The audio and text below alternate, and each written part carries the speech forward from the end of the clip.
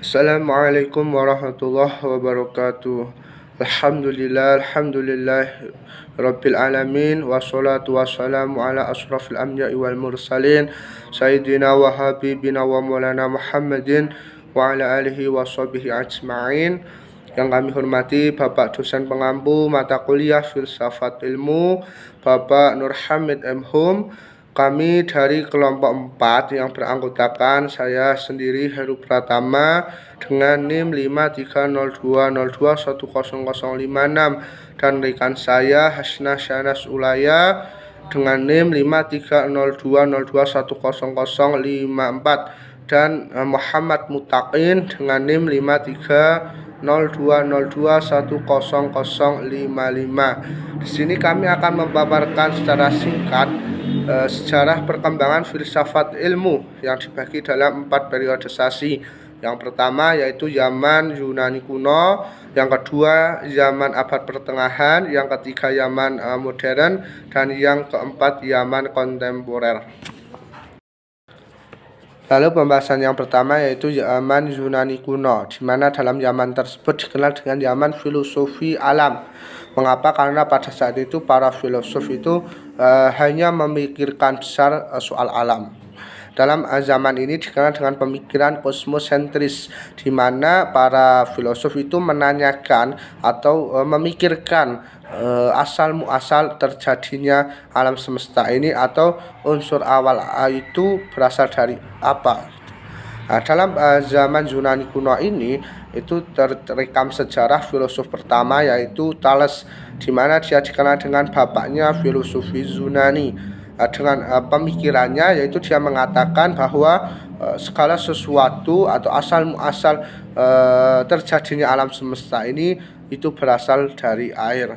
Lalu berkembang pemikiran-pemikiran yang terjadi dalam zaman tersebut seperti pemikirannya Socrates, Plato, dan Aristoteles. Lalu pembahasan yang kedua yaitu zaman abad pertengahan, di mana dalam zaman ini dikenal dengan zaman kejayaan kristenisasi atau zaman gereja. Karena apa? Dalam zaman ini ditandai dengan pemikiran yaitu pemikiran teosentris, di mana Tuhan itu mutlak kekuasaannya atau Tuhan itu segala-galanya. Maka dalam artian ini kita tahu seperti dalam aliran Jabariyah. Dalam aliran Jabariyah itu dikatakan bahwa Tuhan itu pemegang kekuasaan tertinggi, atau kekuasaan itu mutlak dipegang oleh Tuhan. Dalam pemikiran filsafat ini digunakan pada filosof-filosof pada saat itu, digunakan untuk memperkuat dogma-dogma kristenisasi.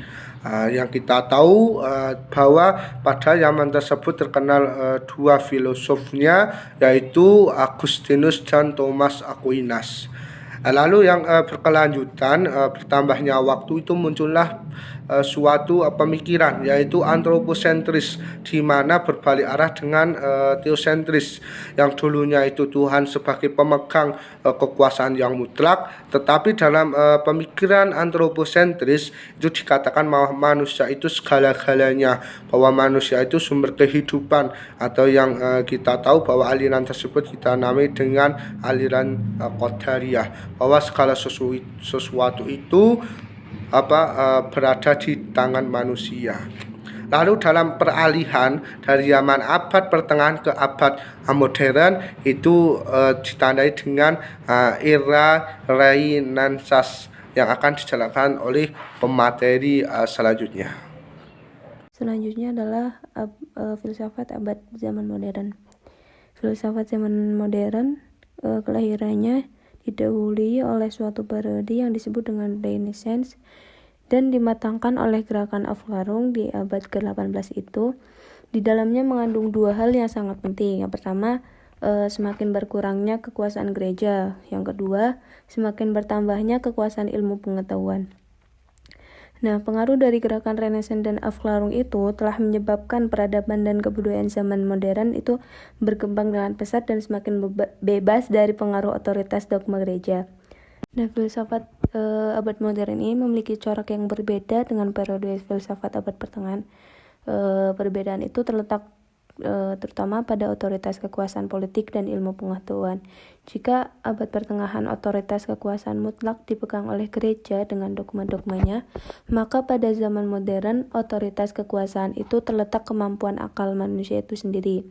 Manusia pada zaman modern tidak mau diikat oleh kekuasaan manapun kecuali oleh kekuasaan yang ada pada dirinya sendiri. Nah, kekuatan yang mengikat itu ialah agama dengan gerejanya, serta raja dengan kekuasaan politiknya yang bersifat absolut. Filsafat zaman modern ini muncullah beberapa aliran, diantaranya yaitu rasionalisme, empirisme, kritisisme, idealisme, positivisme, evolusionisme, materialisme, neokantianisme, pragmatisme, filsafat hidup, fenomenologi, dan eksistensial. Nah, penyebab keruntuhan filsafat modern ini ialah proyek filsafat modern yang ingin menguasai dunia lewat satu pemikiran rasional dan utuh. Setelah dievaluasi oleh beberapa filsuf ternyata diketahui mengandung kelemahan. Nah, tak heran jika kemudian bermunculan filsuf-filsuf yang mengkritisi proyek filsafat modern tersebut. Fenomena ini oleh beberapa kalangan dianggap sebagai suatu periode baru dalam sejarah filsafat, yaitu periode yang disebut postmodern. Selanjutnya adalah pembahasan tentang filsafat abad modern yang akan dipresentasikan oleh rekan saya. Saya akan menjelaskan tentang zaman abad kontemporer. Poin-poinnya adalah disebut juga dengan zaman logosentris. B. Di mana teks yang menjadi tema sentral di diskursus para filosof. C. Di zaman itu ditandai dengan pemikiran tentang bahasa. D. Aliran yang muncul: neo-thomisme, neo-kantianisme, neo-hegelianisme, kritik ilmiah, historisme, irasionalisme, neo-vitalisme, spiritualisme, dan neo-positivisme. Itu sekian paparan materi dari kelompok kami. Pasti ada banyak salahnya. Sekian, wabillahi taufiq wal hidayah. Wassalamualaikum warahmatullahi wabarakatuh.